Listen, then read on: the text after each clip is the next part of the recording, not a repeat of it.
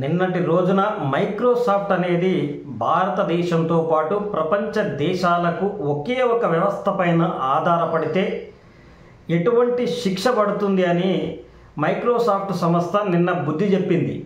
ఎందుకంటే Russia, China వంటి దేశాలు వాళ్లకు ఆల్టర్నేట్ ఆపరేటింగ్ సిస్టమ్ ఉండడం వలన, ఆల్టర్నేట్ వ్యవస్థ ఉండడం వల్ల నిన్న మైక్రోసాఫ్ట్కు ఇబ్బంది వచ్చినా, ఎర్రర్ వచ్చినా కానీ రష్యాకు సంబంధించిన షేర్ మార్కెటే కానీ, చైనాకు సంబంధించిన షేర్ మార్కెట్ వివరాలే కానీ, ఆ విధంగా ఇంటర్నెట్ సౌకర్యాలు అనేది అక్కడ డిస్టర్బ్ కాలేదు.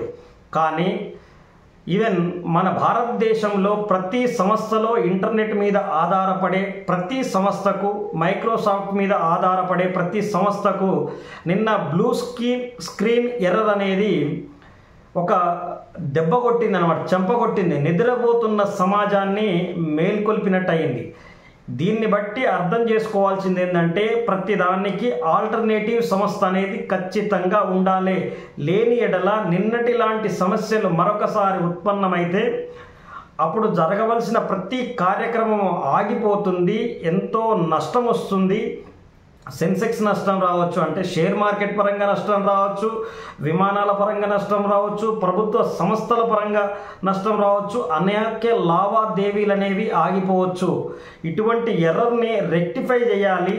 చేయడంతో పాటు ఇటువంటి ఎర్రర్ రాకుండా చూసుకోవడంతో పాటు మరొక ఆల్టర్నేటివ్ సంస్థ మైక్రోసాఫ్ట్ రేంజ్లో ఎస్టాబ్లిష్ కావాల్సి ఉంది అని చెప్పి ఇండియన్ గవర్నమెంట్కు ఇప్పటికైనా బుద్ధి తెచ్చుకొని రష్యా, చైనా విధి విధానాలలో కొన్నైనా సరే పాటించాల్సిన అవసరం ఉంది.